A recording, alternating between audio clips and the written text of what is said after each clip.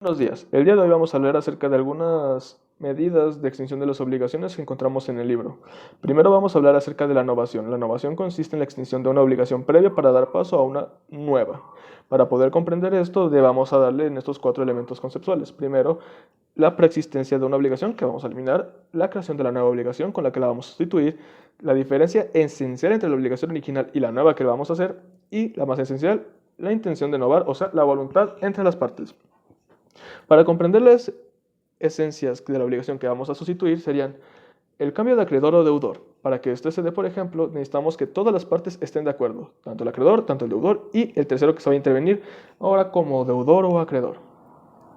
La diferencia que tiene este con la cesión de derechos es que no se puede cobrar una deuda pasada. Por ejemplo, un amigo no me pagó 6 meses, pero con esta novación vamos a hacer que esos 6 meses nunca han existido y mi amigo no podrá cobrar esos mismos 6 meses. El segundo objeto que podemos tomar como esencia sería el objeto de pago. Por ejemplo, una persona está de acuerdo conmigo en pagarme 50,000, pero al ver que no puede conseguir esa cantidad, omitimos esa obligación y hacemos que ahora en lugar de pagarme con esa cuantía, me pague con algún servicio que me pueda brindar. También podemos ver la fuente de la obligación como una manera en la que pueda cambiar. Por ejemplo, un amigo me debe dinero porque realizamos una compra-venta. Eliminamos esa obligación que tenía de pagarme para que ahora sea una prestación. Le presté dinero para pagarme mi primera deuda, se extinguió y ahora tiene una segunda obligación formulada gracias a que me debe dinero.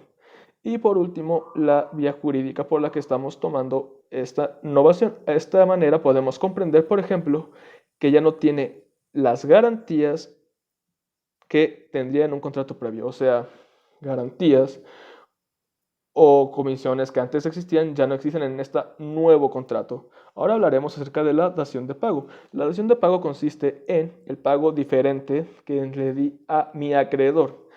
Podemos similarla con la novación, pero la diferencia principal es que en la novación ya no existe una obligación. O sea, eliminamos una para pagar con otra.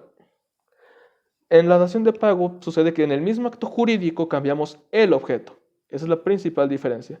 Y para que se dé la dación tenemos tres requisitos primordiales. Primero, que nuestro acreedor esté de acuerdo con el cambio de objeto. Segundo, que sea en el mismo acto jurídico, como ya mencionamos. Y tercero, que el objeto que vaya a entregar ahora sea de mi propiedad, evitando así caer en algún vicio. Ahora hablaremos acerca de la compensación.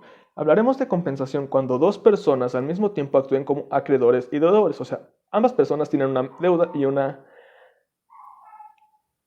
misma situación que resolver.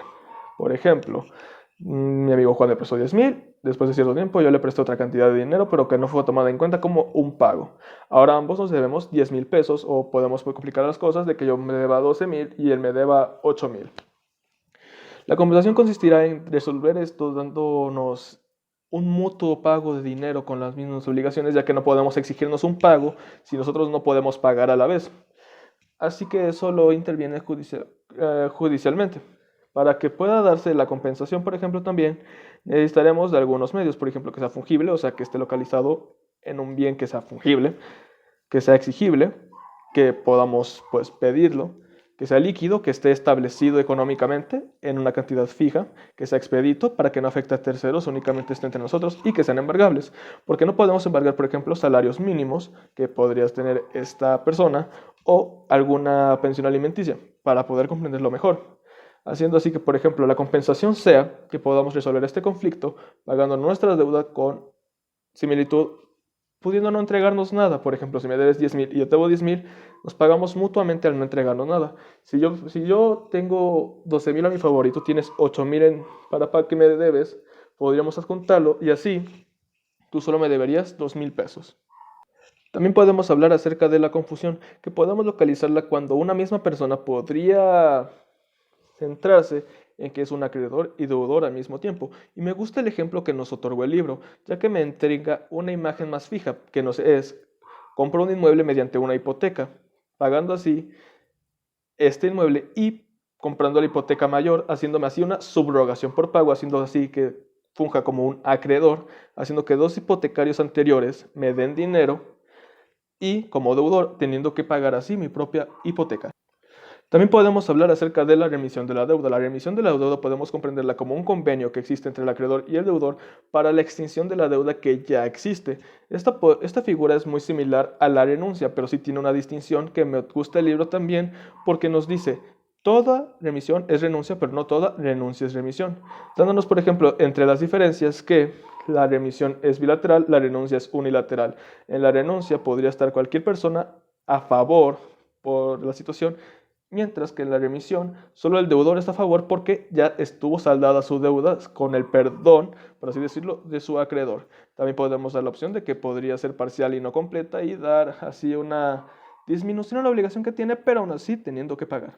También podemos hablar acerca de la prescripción, que podríamos decir es un organismo de orden público para que así pueda limitarse la exigencia de una deuda que tiene un acreedor y un deudor, pudiéndose ver, por ejemplo, en que después de cierto plazo de tiempo ya no tienes el mismo derecho de exigir una deuda. Aún existe, pero ya no me la puedes exigir, o la coercibilidad que existía para que la podamos ejecutar.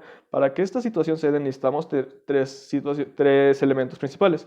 Primero, el plazo que se dé, que mi acreedor haya actuado de forma pasiva y ya no se pudo ejecutar, y que yo, deudor, no se haya puesto oportunamente al cobro judicial, haciendo así que no puedas cobrar la deuda. Ya no hay coercibilidad.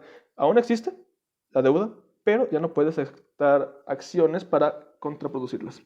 Ahora sigue el elemento de caducidad. La caducidad es otro sistema de extinción de las obligaciones que es más brusco que la prescripción, aunque es similar en algunos conceptos. Este es más brusco porque, dando entonces distinciones que da el mismo libro, este es un elemento en el que el lapso de tiempo elimina nuevas obligaciones. Ya no existe la obligación, a diferencia de la prescripción en el que aún existe la deuda, pero ya no puedes ejercerla. Podemos decir también que la caducidad puede ser convencional, puede pasar el lapso de tiempo y ya no se va a poder ejercer, y que la caducidad también pues, elimina nuevos derechos que se puedan ejercer, eliminándonos así también, en mi opinión, algo similar a la otra novación. Y la caducidad es muy tajante, la caducidad elimina los nuevos derechos, dando así entonces que la caducidad es un lapso de tiempo en el que eliminas la deuda, extinguiendo así la obligación.